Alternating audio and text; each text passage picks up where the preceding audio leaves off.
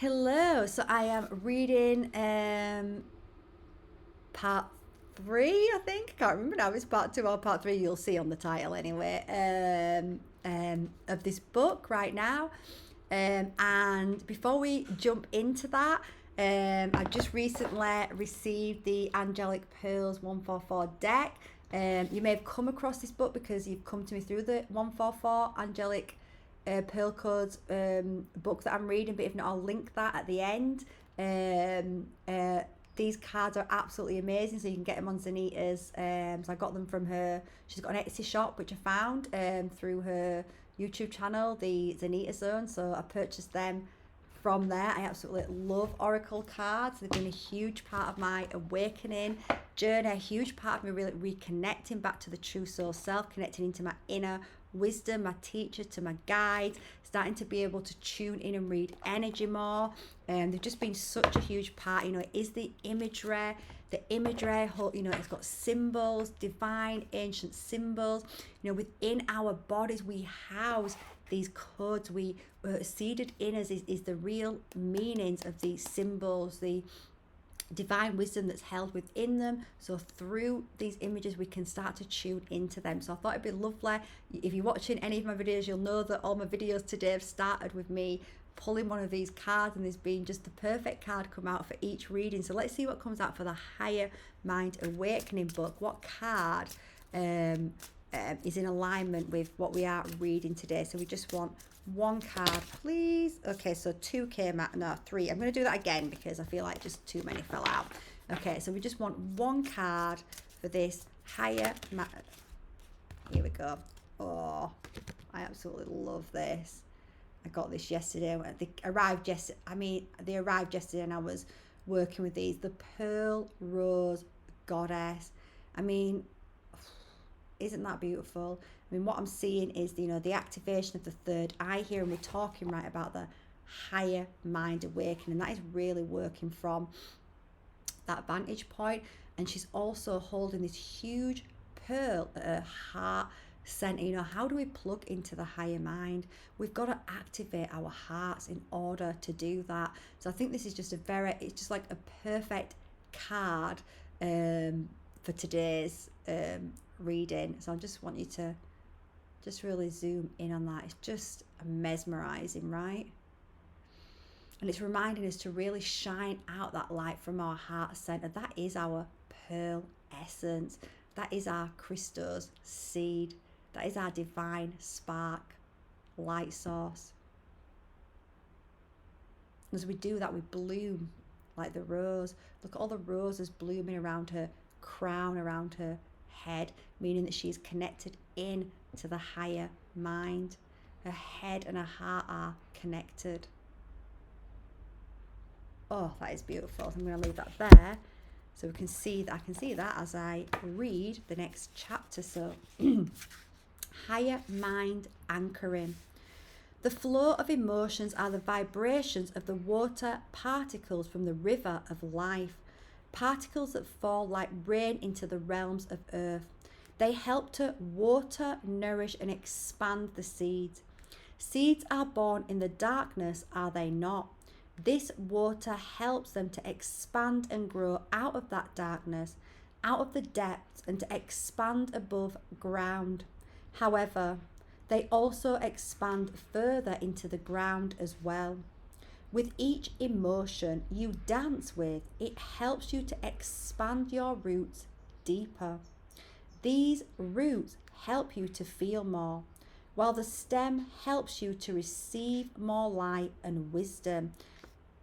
Oh, interesting as well, right? We're talking here, think about a rose. What is it? It's got a stem. It grows into the ground. Okay. The stem is your pillar of light. As the stem ascends, it expands to allow this light to anchor. This is the higher mind anchoring occurring. If a seed is still forming in the ground, how can it receive the gold dust, the pollen? It is through feelings that help you to become grounded enough for this expansion to occur. The more expanded your roots, the more you will feel. This is where you are now. This is why you long for serenity. It is because you are more sensitive to the vibrations of the river of life. These vibrations help to mold your light body. You are a diamond in the making. Emotions are the pressure needed for this transformation. The key here is to simply feel them. Acknowledge them as vibrations from the river of life.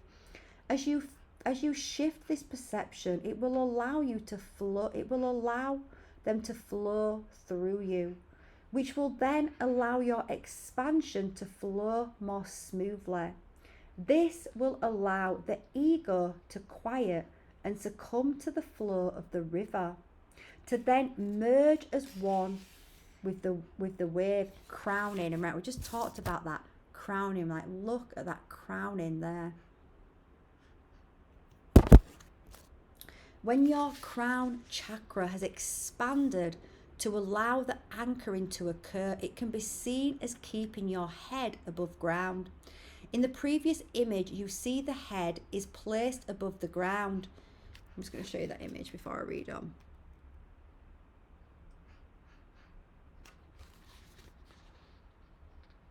There is a starlight above it.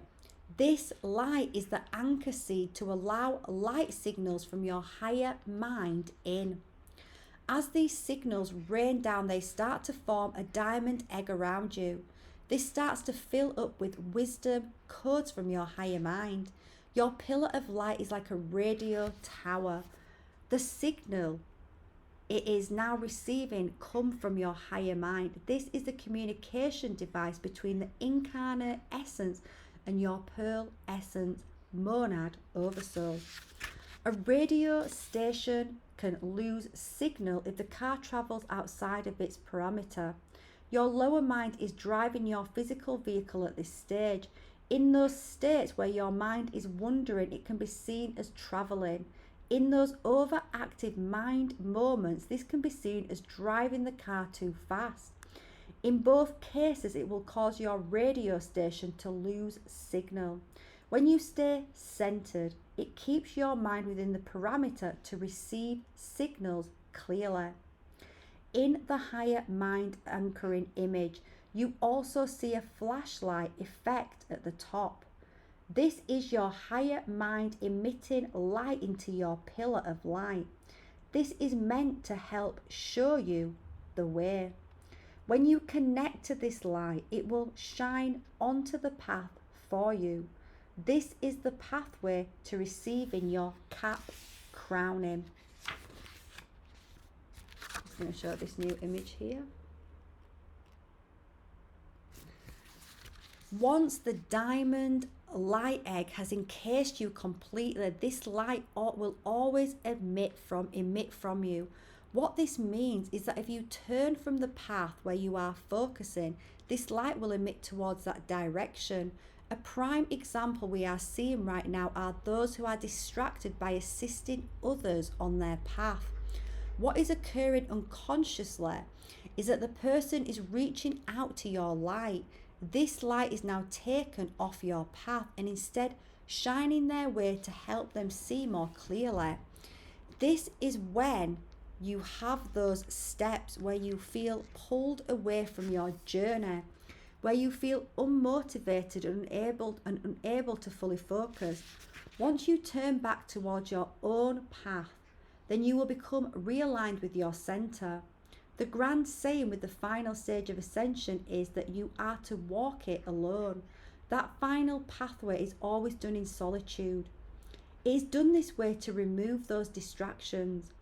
Some are masters at handling them while others are not. Before graduation, one will receive their cap and gown. The ascension, I just want to show this again, right?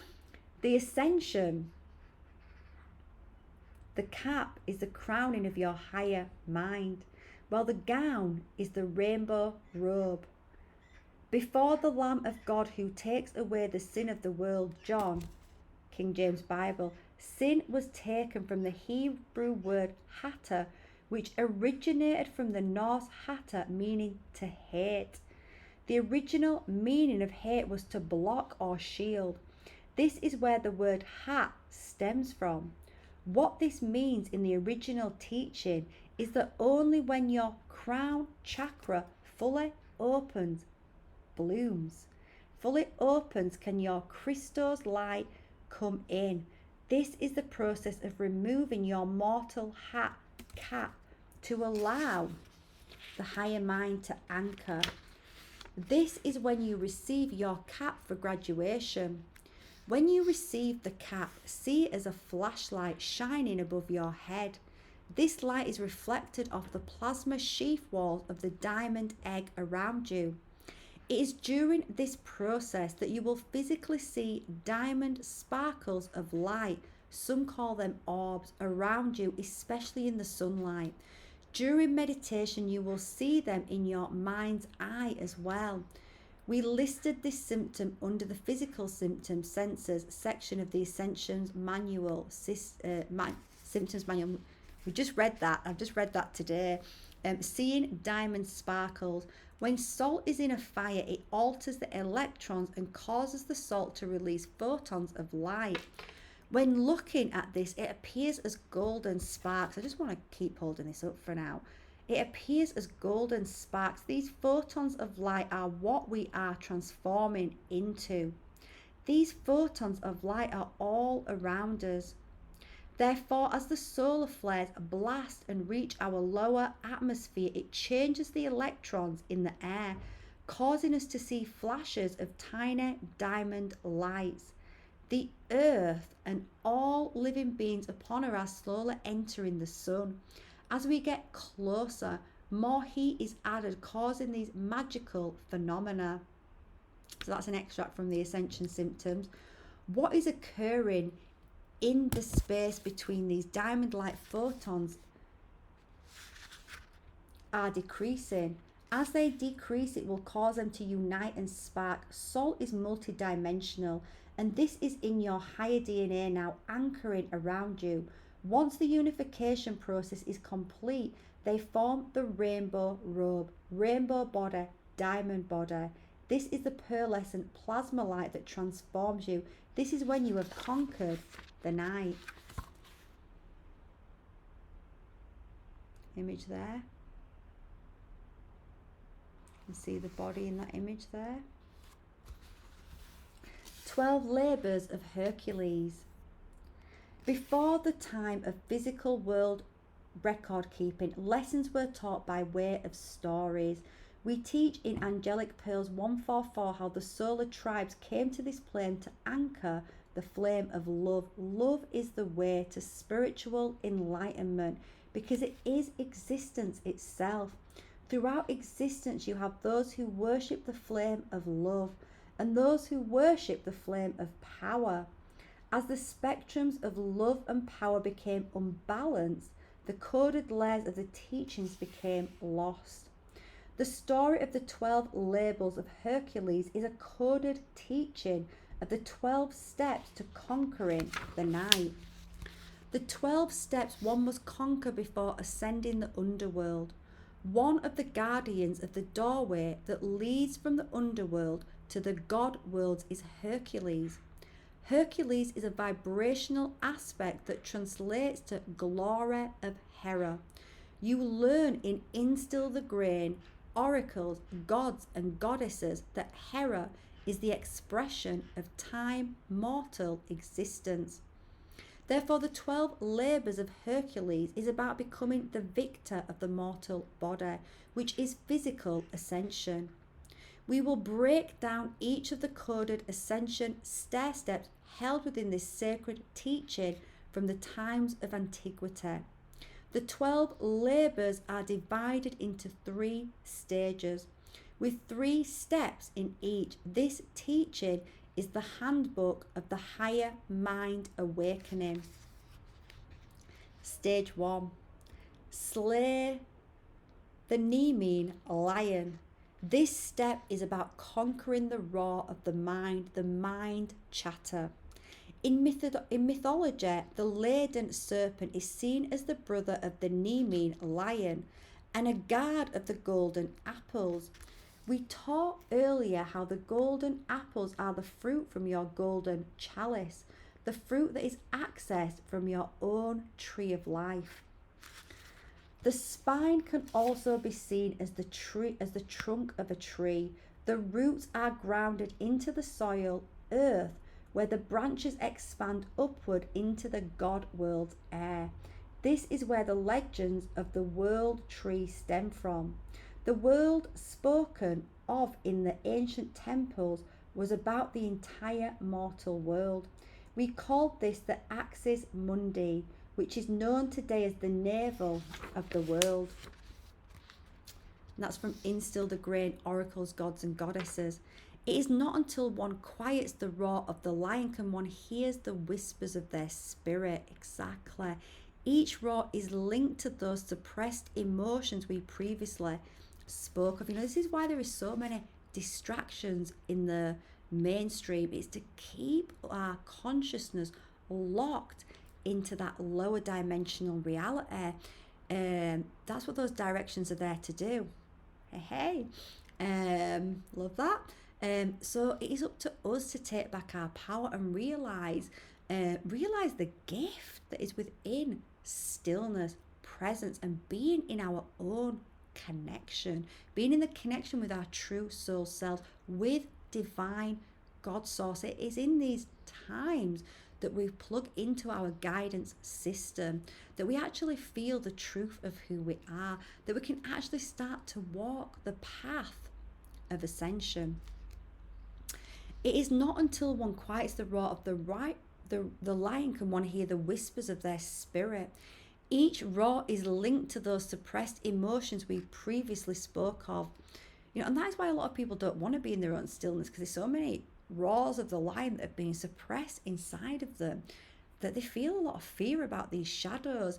But as I say to my clients, as we go on this reconnection journey, this is a really fun journey to go on, to heal these parts of us. It is not scary. We have the fear.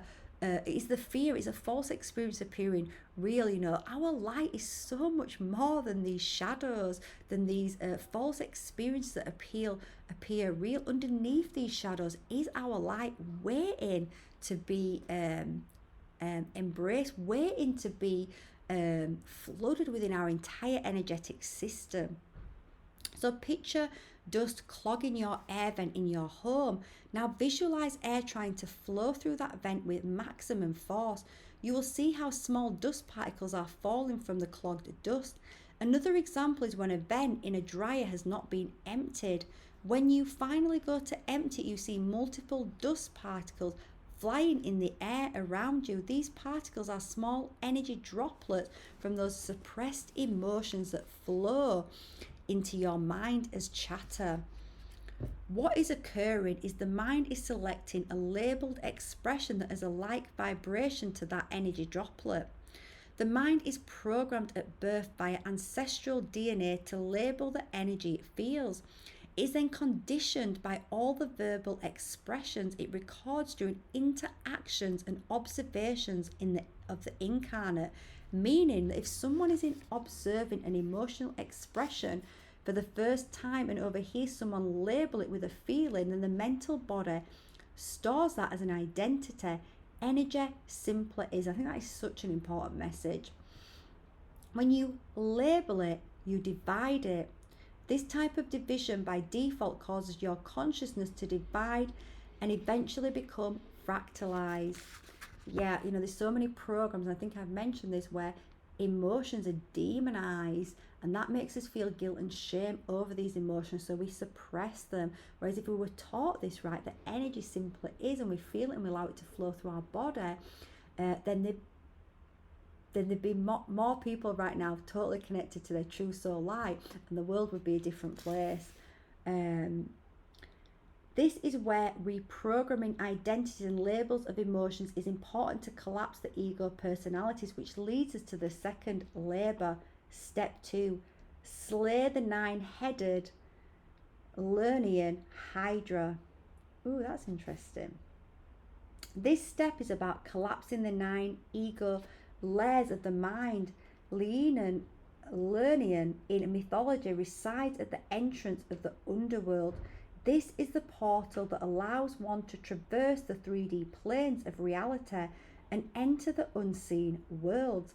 It's only when you conquer Leon, and I'm going to show you Lernian, how to pronounce that, do you ascend from the depths of your mind. These depths are likened to the depths of the ocean or the underworld.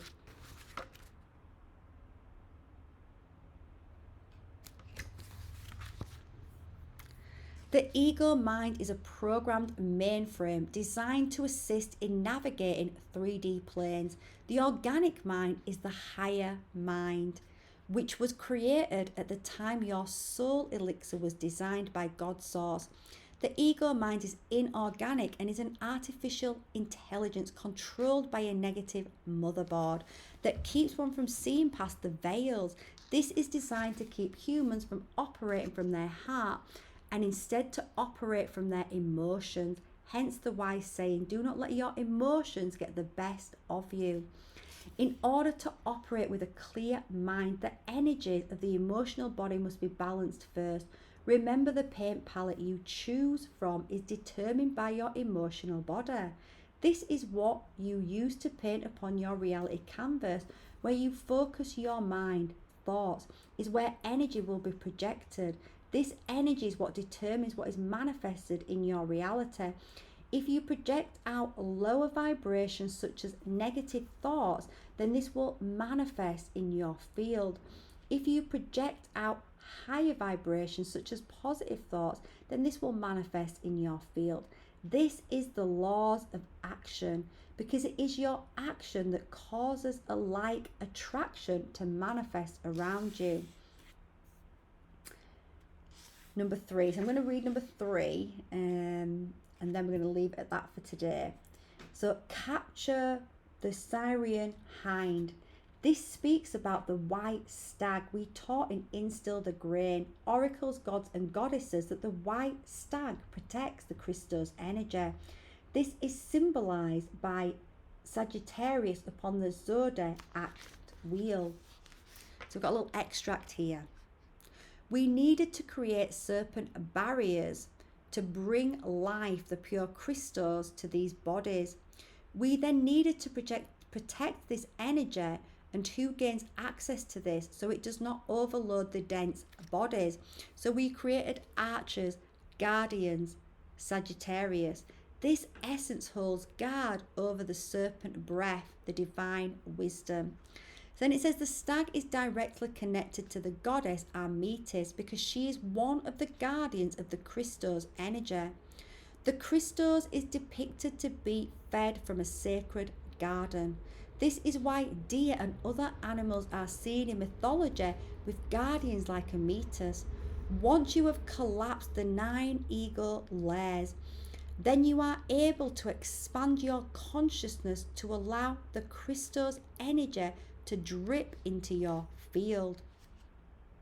In the original story of this labor, it speaks of Hercules capturing the stag with a net. This net is the golden net of the Christos vibrations that emit from your mind. This is what starts to create the honeycombs for your spiritual beehive, also known as your light body. I'm just going to show that image. I love that image. As these honeycombs start to anchor around you, they are then able to produce honey. This honey is the sacred nectar of your pearl essence monad.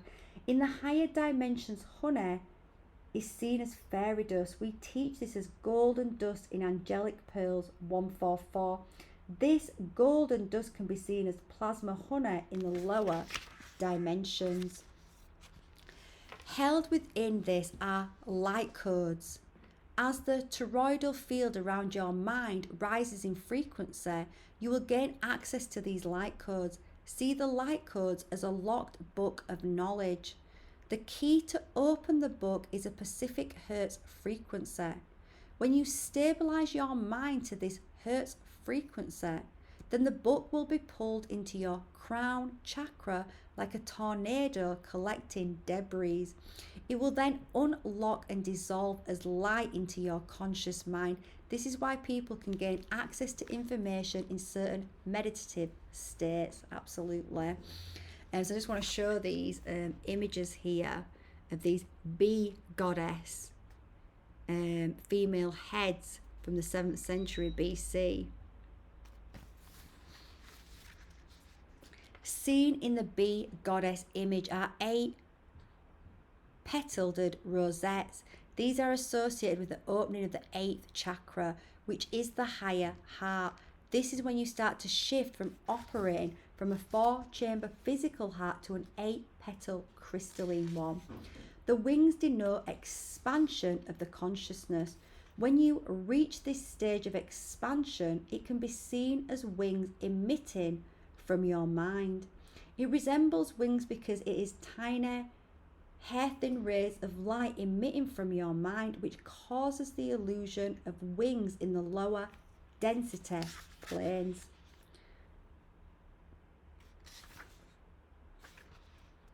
Okay, I'm going to carry on for another one. Okay, capture the Emathian boar. I'm going to show you that. So bears eat from a field, that sacred garden that houses the crystals, the honey. Bears in the ancient past were depicted with the goddess Artemis for this reason. The vibration of art is associated with bears and can be seen with other bear deities such as the Celtic Artio and Andata. Even the word art itself is associated with the Christos energy. And you know, within heart is the word art, right? And the word ear and here. You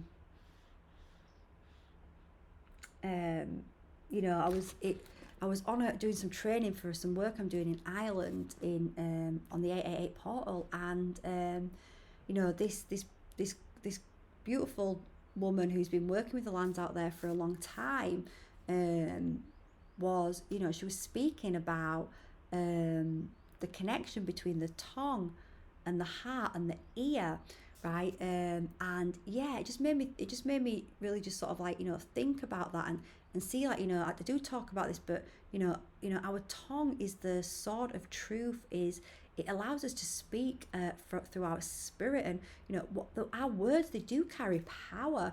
You know, our words, as we speak our words, you know, it's one reason why, going back to the ancient times, and this is what she was saying to us, and I've come across this a lot, that things were not actually written down.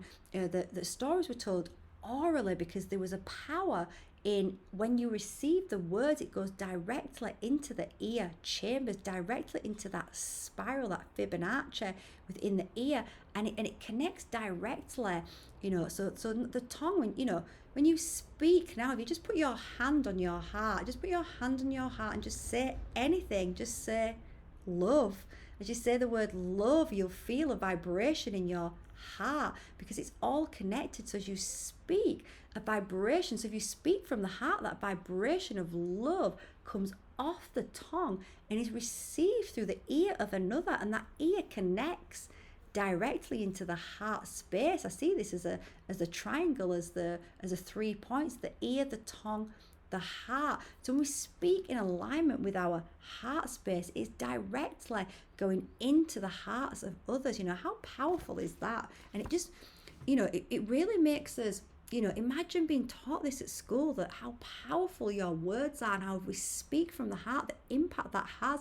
You know, we'd be much more conscious about, you know, we'd be gossiping about people, because from the opposite end of the scale, when we are gossiping about people, we are speaking negatively about other people, including ourselves, when we are speaking negatively about the self, then that is vibrating into our heart space, and it's filling up our body with that negative vibration. So it's harming ourselves when we are speaking negatively. We think that we are speaking about another. This is actually a really great way for us to really embody how we are not separate from each other. If we speak negatively about each other because we hold some shadows, it's coming from shadows in the heart, right? When we are speaking negatively about each other, then if we think about that connection from the heart and the tongue, then we have some shadows in our heart that we are projecting out, and we think we are projecting onto another, but actually it's actually vibrating inside of our own body. So it's actually harming our body. So again, this is why the mainstream make all these gossip magazines, make all these shows about gossiping about celebrities, about people, how the magazines just tear people down, and all these TV programs, all these soap operas, they normalize this activity. So we grow up with it and we think it is normal, but they know that this harms our hearts, closes down our throat chakras, and it harms our body. So we can see that when we just feel, so with that in mind, we can become really aware of the words that we speak. Are our words coming from a place of love, compassion for ourselves and for others? Now, it doesn't mean that we put up with toxic behaviours in our lives, but it's up to us to love ourselves and know that we don't have to participate in those energies. We can take ourselves away from those kind of situations. That is our choice. So I just love that when she said that. And what else came to me is when you look at, exactly like I've already said it right, when you look at the word heart, in it is ear, in it is, and it starts with a H, heart, and it ends with a T, tongue, and within it is ear, and within it is art, how we express our light through our art. When we are plugged into our artistic expression, we are plugged into divine source, and we express that source light out, and it's received by another. Love it. So bears eat from a field, that sacred garden that houses the crystals, the honey. Bears in the ancient past were depicted with the goddess Ametis for this reason. The vibration of art is associated with bears and can be seen with other bear deities such as the Celtic Artio and Andata. Even the word art itself is associated with the crystals energy. When you do artistic activities, it allows your channels to open so the sacred honey can flow into you. This is that creative energy from the depths of your soul. This is when you are anchored in your heart. And yeah, like she's shown it here actually, look, art. And you can see ear, and you can see here. Anchored in the now moment. The bear is seen as your thoughts feed your mind. When you capture them, you become in control of them. It's when you do this that you gain control of your magical mind scepter. This scepter receives the magic honey from your crystals. This is seen as the bear eating honey from the sacred garden. When you master what the bear eats, you become a master of the mind. Okay, so I'm going to leave that there. And I've done a video on mastering the mind because, this is really an area that I've dived deep into on my journey as I started to retrain in hypnotherapy, but really through self-observation and my spiritual seeking and going inwards, did I learn so much about mastering the mind. And it is an ongoing journey that I take, but I started to learn very early on in that journey that or I started to become aware of it as I was going through a real crisis point in 2015, that I started to realise that when I've been in situations perhaps with people at work and something was said, that afterwards on the way home that I would be telling myself all these stories, often not favourable stories, and I started to become aware of them and ask myself, why am I telling myself that story when it's probably not even truth, but it feels true in my body because I'm feeling the negative energy of it. I started to become aware of that, and I made a choice in that moment not to tell myself these fabricated stories. And I also started to become aware of thoughts that came into my mind, and I chose when it was a thought that was say a thought that was maybe saying you can't do this, you're not good enough.